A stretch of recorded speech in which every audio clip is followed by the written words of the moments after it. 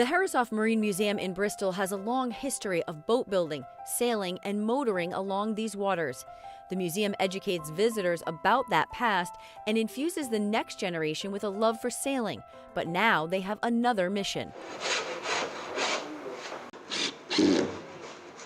They are training high school students to build boats from the frame up, using science, technology, engineering, and math curriculum.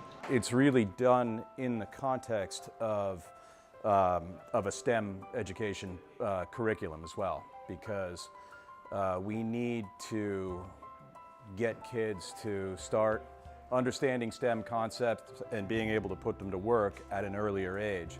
And it's now thought that middle school and high school are the right times to do that, to get kids interested in STEM-based concepts and STEM-based skills development. And so that's really what this program is rooted in. The fact that it is sort of funded and targeting the East Bay marine industry workforce is awesome. It's a perfect kind of complement to what it is that the museum's trying to do as well, so it works quite well. Lamar Thomas comes to Herreshoff every Tuesday after school with a group from the Woonsocket Youth Center. I like it, because like I said, I like hands-on things. We have to curve the pieces, we have to make certain angles so they come out the same right way. We use all those skills, whether it's adding, subtracting, with all aspects, whether you're adding measurements together, you're dividing lengths to get pieces, lots of science and chemistry with the mixing of glue and stuff like that, and physics as far as like even just moving the boat around the shop, knowing how many people you need to move it. You don't even realize you're learning it, but you are. Students come here for anywhere from 2.5 to 4 hours a day, or one group's up to 20 hours a week they're here, and we just sort of are building boats start to finish and learning the skills needed along the way. I found out about this program actually one day that they called us down in assembly in school, and then I met Stubb there, and then she was talking about this program, and then I was kind of interested in it, so I signed up for it. Jose Arias is also part of the Woonsocket Youth Center group. He loves using his hands, building, and new experiences. He believes this program will have a lasting impact on his future.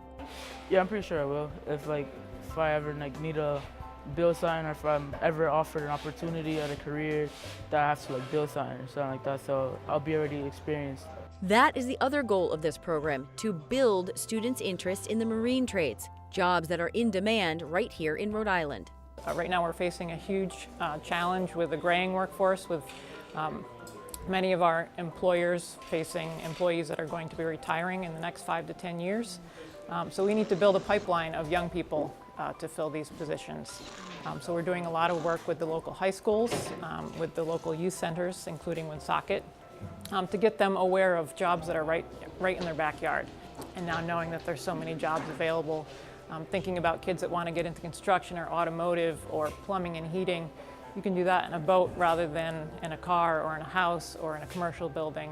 For the Woonsocket students, this is an after-school program, but this group of students from Mount Hope High School are part of the school's Personalized Academic Student Success Program, or PASS. For them, this is much more of a career pathway program. They're taking their academics in the morning, their math, reading, science, and then in the afternoon they're coming here every day. So they're earning wages and they're also earning credit. So for every 100 hours that they work here and build boats, they get 1 high school credit.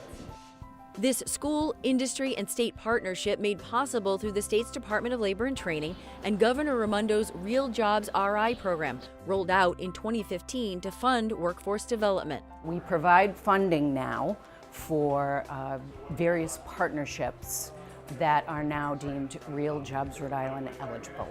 That's a wonderful part of this component of this program, in which it's a very flexible program in which we can provide funding for these non-traditional pathways. So many things have changed since the recession, and so now we're seeing so much demand, and these kids are our future now to fill those positions, so we want to make sure that they're skilled up appropriately. Skilled up for this specific workforce, but with so many other life skills as well. Whether kids are going to be future boat builders or not, these are skills that they need to be more productive members of society. They're learning not just how to build a boat and put screws in the right way and cut things without cutting their fingers off, but they're also learning how to work as part of a team. They're learning to collaborate. They're learning to function as part of a process. They're learning not just problem solving, but how to define the problem that they need to go solve. So this is such an important part of what we're doing now and what we're going to do going forward. I think it's going to be pretty smooth sailing on the horizon.